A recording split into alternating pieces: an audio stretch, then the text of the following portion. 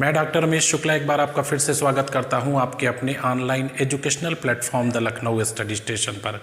और ये क्लास हमारा चल रहा था भारतीय दंड संहिता 1860 यानी इंडियन पिनल कोड 1860। इसमें हम लोग आज बात करेंगे अध्याय 6 पे, जिसका संबंध है राज्य के विरुद्ध अपराधों के विषय में। तो ये काफ़ी इम्पोर्टेंट चैप्टर हमारे लिए है और यहाँ पे जो सेक्शन आपके हैं 121 से 130 तक है। तो धारा 121 से लेकर 130 तक डिटेल में देखेंगे। और अगर बात की जाए कि राज्य के विरुद्ध अपराधों के विषय में मैक्सिमम और मिनिमम सज़ा क्या है, तो मैक्सिमम सज़ा जो इस अध्याय में है वो मृत्यु दंड है और जो मिनिमम सज़ा इस अध्याय में है वो 3 वर्ष का कारावास है। 3 वर्ष का कारावास। अगर मैक्सिमम और मिनिमम सज़ा की भी बात की जाए तो मैक्सिमम सज़ा है मृत्यु दंड और मिनिमम सज़ा है 3 वर्ष का कारावास। अच्छा, धारा 121 से लेकर के 130 तक सभी अपराध संज्ञेय हैं, यानी कॉग्निजेबल हैं, संज्ञेय अपराध हैं। धारा 121 से लेकर 130 तक सभी संज्ञेय अपराध हैं और सभी नॉन अवेलेबल या गैर जमानती अपराध हैं। गैर जमानतीय केवल धारा 129 को छोड़कर। अगर सेक्शन 129 को छोड़ दिया जाए जिसमें है किसी लोक सेवक की उपेक्षा से उसकी स्वयं की अभिरक्षा से कोई कैदी भाग निकलना सहन करता है, तो सेक्शन 129 में जो है ये जमानती अपराध है बट संज्ञेय है। जमानती है लेकिन संज्ञेय है। बाकी सेक्शन 121 से लेकर के और 130 तक सभी गैर जमानती और संज्ञेय अपराध हैं। अच्छा, इस अध्याय के अपराध जो हैं, ऑफेंसेस जो हैं, वो समझौता योग्य नहीं हैं। समझौता योग्य नहीं है, यानी किसी भी परिस्थिति में जो राज्य के विरुद्ध अपराध है वहाँ पे किसी भी प्रकार का समझौता आपस में नहीं किया जा सकता है। मैक्सिमम सज़ा मृत्यु दंड है, मिनिमम सज़ा 3 वर्ष का कारावास और जुर्माना भी है। इसमें सभी अपराध संज्ञेय हैं। 121 से 130 तक सभी गैर जमानती अपराध हैं, इसमें 129 को छोड़कर। और कोई भी अपराध यहाँ पे जो कि अध्याय 6 से संबंधित है समझौता योग्य नहीं है। तो आइए इसके एक एक सेक्शन को ध्यान से देखते हैं और समझते हैं कि आखिर अध्याय 6 है क्या। आइए, ये आपके सामने सेक्शन 121 और 121 का लिखा हुआ है, तो ये दोनों ध्यान से आप देखिएगा। धारा 121 क्या है? भारत सरकार के विरुद्ध युद्ध करना या युद्ध करने का प्रयत्न करना या युद्ध करने का दुष्प्रेरण करना। आईपीसी की धारा 181 जो कि अध्याय 6 राज्य के विरुद्ध अपराधों के विषय से संबंधित है। सेक्शन 121 कहता है कि भारत सरकार के विरुद्ध युद्ध करना या युद्ध करने का प्रयत्न करना या युद्ध करने का दुष्प्रेरण करना।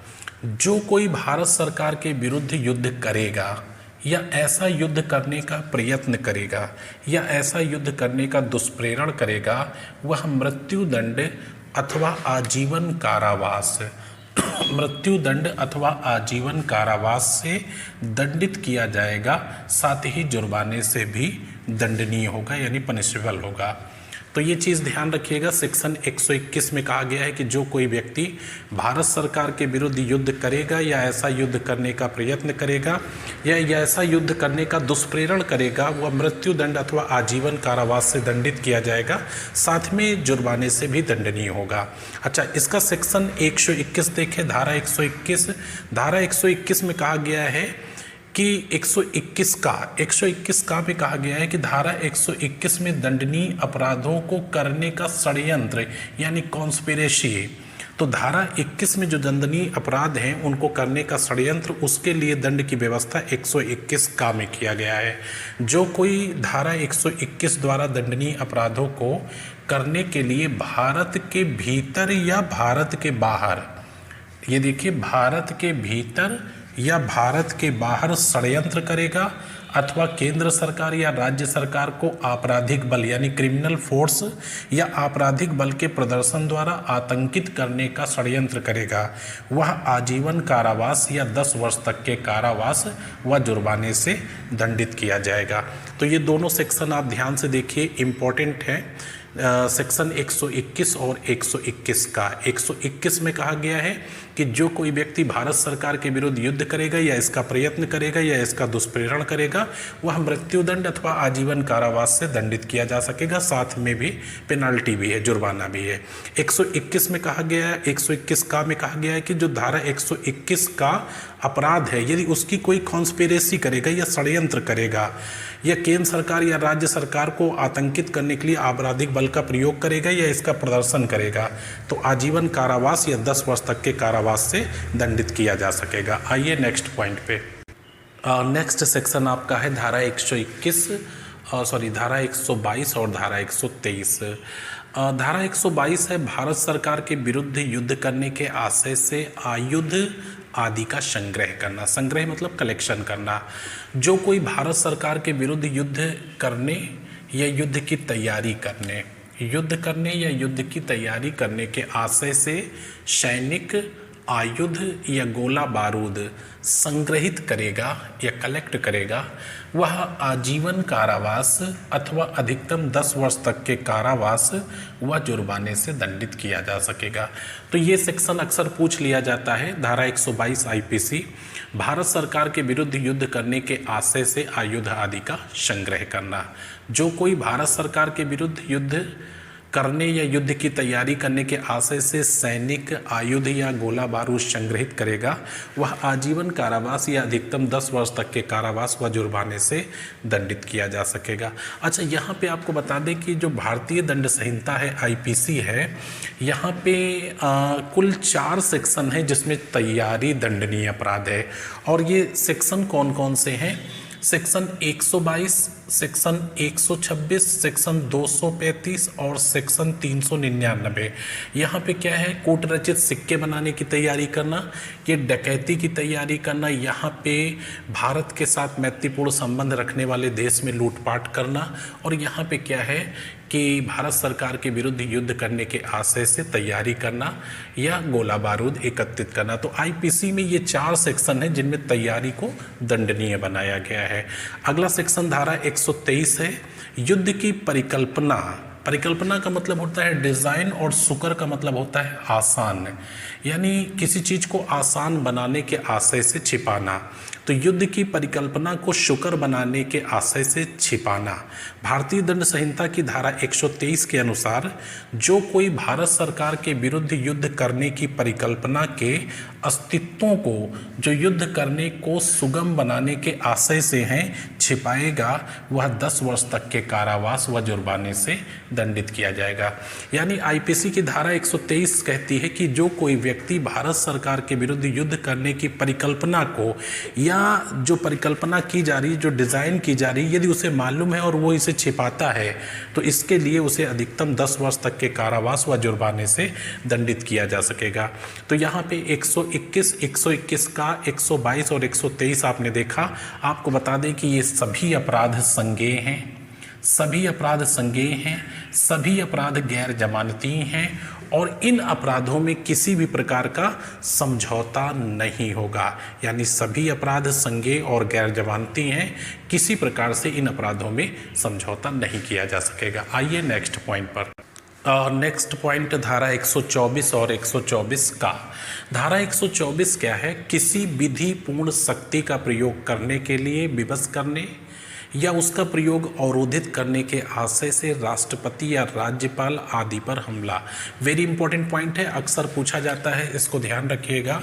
अगर केवल आपसे ये पूछ लिया जाए कि आईपीसी की किस धारा में राष्ट्रपति या राज्यपाल पर हमला है तो धारा 124 60 में याद रखिएगा।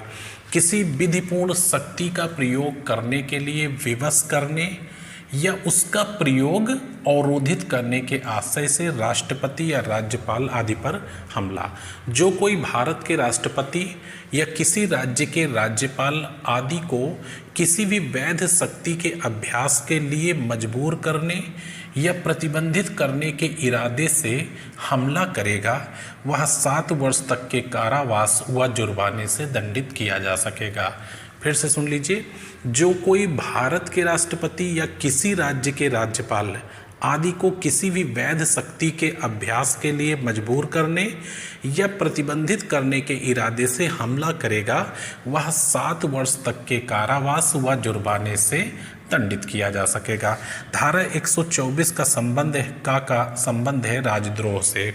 धारा 124 का राजद्रोह, जो कोई बोले गए या लिखे गए शब्दों द्वारा या संकेतों द्वारा या दृश्य रूपण द्वारा या विधि द्वारा स्थापित सरकार के प्रति घृणा या अवमानना पैदा करेगा या पैदा करने का प्रयत्न करेगा या अप्रीति प्रदीप्त करेगा। अप्रीति का मतलब शत्रुता, अप्रीति प्रदीप्त करेगा या इसका प्रयत्न करेगा तो वह आजीवन कारावास व जुर्माना अथवा 3 वर्ष तक का कारावास व जुर्माना अथवा जुर्माने से दंडित किया जा सकेगा। तो ये दोनों गैर जमानती और संज्ञेय अपराध हैं। इनमें किसी भी प्रकार का समझौता नहीं किया जा सकता है और जो इन पे विचारण होगा वो विचारण सत्र न्यायालय में होगा, सत्र न्यायालय में, सेशन कोर्ट में होगा। अभी तक जितने भी सेक्शन हमने आपसे बात किया, सेक्शन 121, 121 का 122, 123, 124, 124 का 125, 126, 127, 128 और 130, इन सभी सेक्शनों में विचारण सत्र न्यायालय में होगा। जबकि धारा 129 जो है उसमें प्रथम श्रेणी का न्यायिक मजिस्ट्रेट विचारण कर सकता है। आइए नेक्स्ट पॉइंट पर। यहाँ पे आपके सामने एक वाद लिखा हुआ है जिसमें सुप्रीम कोर्ट ने ये कहा कि आईपीसी का जो सेक्शन 124 का है यानी राजद्रोह, ये किसी भी प्रकार से इंडियन कॉन्स्टिट्यूशन के आर्टिकल 19(1) का अतिक्रमण नहीं करता है। ये मामला था केदारनाथ बनाम राज्य, धारा 124 का से संबंधित है ये वाद। तो केदारनाथ बनाम राज्य के मामले में सुप्रीम कोर्ट ने ये अभिनिर्धारित किया कि भारतीय दंड संहिता की धारा 124 का भारतीय संविधान के अनुच्छेद 19(1) का अतिक्रमण नहीं करती है, क्योंकि लोक व्यवस्था के आधार पर, पब्लिक सिस्टम के आधार पर यह भाषण एवं अभिव्यक्ति के मूल अधिकार पर युक्त निर्बंधन है। ठीक है, यहाँ पे आपका जो 19(1) का है ये इंडियन कॉन्स्टिट्यूशन का आर्टिकल है जिसमें अभिव्यक्ति की स्वतंत्रता है, वाक एवं अभिव्यक्ति की स्वतंत्रता। तो केदारनाथ बनाम राज्य के मामले में सुप्रीम कोर्ट ने कहा था कि जो आईपीसी का सेक्शन 124 का है वो किसी भी प्रकार से 19(1) का अतिक्रमण नहीं करता है। अच्छा, धारा 125 जो है इसको हमने शार्ट में लिख दिया है, बहुत ज़्यादा जरूरत नहीं, केवल टाइटल ध्यान रखिएगा। धारा 125 आईपीसी की कहती है कि भारत सरकार से मैत्री संबंध है, भारत सरकार से मैत्री संबंध रखने वाले किसी एशियाई शक्ति या देश या राष्ट्र या कंट्री के विरुद्ध युद्ध करना। भारत सरकार से मैत्री संबंध रखने वाले किसी एशियाई शक्ति के साथ युद्ध करना, सेक्शन 125। इसमें दंड आजीवन कारावास या जुर्माना अथवा 7 वर्ष तक का कारावास या जुर्माना अथवा जुर्माना कोई भी हो सकता है परिस्थिति के आधार पर। और ये सारे जो ट्रायल होंगे ये सत्र न्यायालय में होंगे यानी सेशन कोर्ट में होंगे। सभी गैर जमानती और संज्ञेय अपराध होंगे, किसी भी प्रकार से इन अपराधों में समझौता नहीं किया जा सकेगा। आइए नेक्स्ट पॉइंट पर। नेक्स्ट सेक्शन है धारा 126 और धारा 127। धारा 126 में कहा गया है कि भारत सरकार के साथ शांति का संबंध रखने वाली शक्ति के राज्य क्षेत्र में लूटपाट। शक्ति का मतलब होता है संप्रभुता। भारत सरकार के साथ शांति का संबंध रखने वाली शक्ति के राज्य क्षेत्र में लूटपाट, ये ध्यान रखिएगा। जो कोई भारत सरकार से मैत्री का या शांति का संबंध रखने वाली किसी शक्ति के राज्य क्षेत्र में लूटपाट करेगा या लूटपाट करने की तैयारी करेगा, वह 7 वर्ष तक के कारावास वह जुर्माने से दंडित होगा तथा लूटपाट द्वारा अर्जित की गई संपत्ति सरकार द्वारा जब्त कर ली जाएगी। तो सेक्शन 126 आईपीसी ध्यान रखेंगे, भारत सरकार के साथ शांति का संबंध रखने वाली शक्ति के राज्य क्षेत्र में लूटपाट है। यहाँ पे इसकी तैयारी भी दंडनीय है। हमने आपको बताया था 122 और 126 दोनों में तैयारी दंडनीय अपराध है। तो जो कोई भारत सरकार के साथ मैत्री का या शांति का संबंध रखने वाली किसी शक्ति के राज्य क्षेत्र में लूटपाट करेगा या इसकी तैयारी करेगा, वह 7 वर्ष तक के कारावास व जुर्माने अथवा से दंडित किया जाएगा। और साथ ही जो लूटपाट में अर्जित संपत्ति है उसे सरकार द्वारा जब्त कर ली जाएगी। सेक्शन 127 है जिसमें कहा गया है कि धारा 125 तथा धारा 126 में वर्णित युद्ध या लूटपाट द्वारा ली गई संपत्ति प्राप्त करना।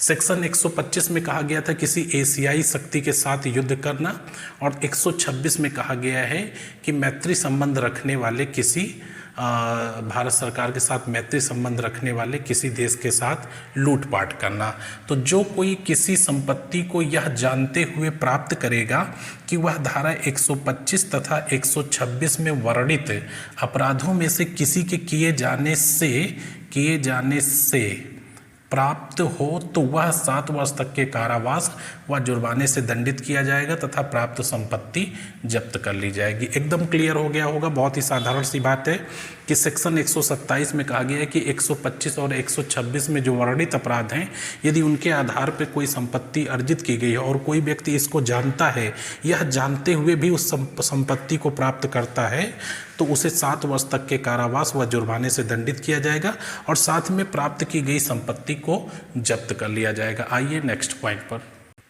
नेक्स्ट पॉइंट आपका है सेक्शन 128 और 129।